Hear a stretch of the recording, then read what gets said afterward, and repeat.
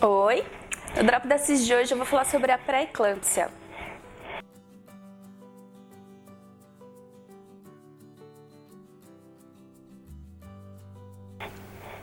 Eu sou a Camila, sou fotógrafa de recém-nascidos do estúdio Cis Foto Design. E junto com a Gabi a gente tem esse canal aqui no YouTube, porque nós somos enfermeiras neonatais também, né? Então a gente dá esse monte de informações para a mãe, para os pais, para os avós, para quem quiser aprender sobre o bebê, a gestante, a gente está aqui falando para vocês. Então hoje eu vou falar um pouquinho sobre a pré-eclâmpsia. A pré-eclâmpsia é um distúrbio que afeta cerca de 5% das gestantes. E ele é caracterizado por uma disfunção dos vasos sanguíneos. Então os vasos sanguíneos eles começam a não funcionar muito bem, ou eles ficam um pouquinho mais devagar, acontecem algumas alterações no corpo da gestante. E isso vai acarretar alguns sinais que elas começam a apresentar a partir das 20 semanas de gestação. Dois sinais bem característicos são o aumento da pressão arterial, então ela fica com uma pressão alta, a pressão fica acima de 14/9 na maior parte do tempo, e presença de proteína na urina. Em consequência disso, ela começa a acumular líquido. E conforme a gestante acumula líquido, ela começa a apresentar um inchaço, principalmente no rosto e na região em volta dos olhos, e um inchaço nas mãos, que não é tão comum durante a gestação. E um sinal de alerta é quando ela começa a ganhar mais de 2 quilos por semana durante a gestação após a 20ª semana de gestação. Então, que é um indicativo de acúmulo de líquido grande nessa gestante, tá? Os principais sintomas da pré-eclâmpsia são dor de cabeça muito forte. Então, é uma gestante que, mesmo tomando remédio para passar essa dor de cabeça, remédio autorizado pelo médico, a dor não passa. Ela começa a ter algumas alterações na visão, então ela sente fobia da luz, então ela tem uma sensibilidade à luz e ela enxerga alguns pontos luminosos.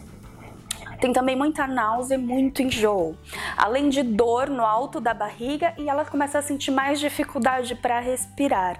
Essa dificuldade ela tende a aparecer numa gestante que não tem a pré-eclâmpsia, mais para o fim da gestação, né? Quando o bebê fica grande, diminui o espaço do pulmão expandir. Então ela começa a apresentar essa dificuldade quando ela tem a pré-eclâmpsia um pouquinho antes, a partir da 20ª semana.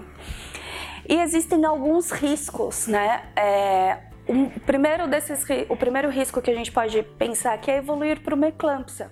A eclâmpsia é uma síndrome causada por convulsões nas gestantes que podem ser muito graves, até fatais, tanto para a gestante quanto para o bebê. Ela tem um risco também de parto prematuro. Tem o risco de desenvolvimento da síndrome HELP, que são problemas na circulação e problemas na circulação sanguínea da gestante. E esses riscos eles podem ser leves ou eles podem ser graves. Se forem leves, eles podem ser tratados, a gestante fica internada em observação. Se forem graves, corre risco sim de ser fatal para a mãe e para o bebê, tá? E tem o risco também de restringir o crescimento do bebê.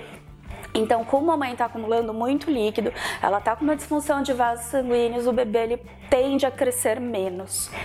E o tratamento dessa pré-eclâmpsia é o controle da proteína da urina, o controle da pressão arterial.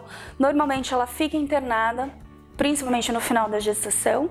Tem um controle da alimentação para diminuir o consumo de sódio.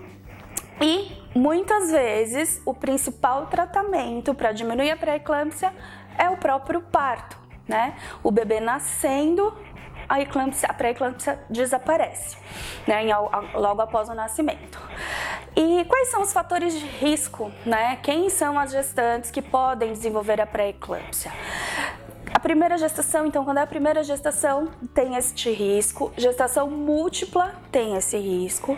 Quando a mãe tem um intervalo entre gestações de mais de 10 anos, então teve um primeiro filho, depois de 10 anos vai ter o próximo, é um fator de risco.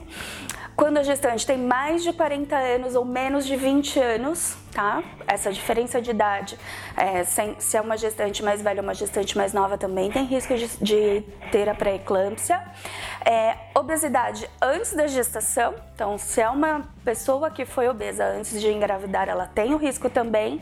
Quando ela tem algum problema crônico de saúde, como a hipertensão arterial, lúpus ou diabetes, que mexe na circulação sanguínea, ela também tem o risco da pré-eclâmpsia. Parente próximo com histórico e também algum diagnóstico anterior de pré-eclâmpsia, tá bom? Esse foi o vídeo de hoje. Se vocês tiverem alguma dúvida, coloquem aqui nos comentários que a gente responde para vocês. Beijo e até a próxima!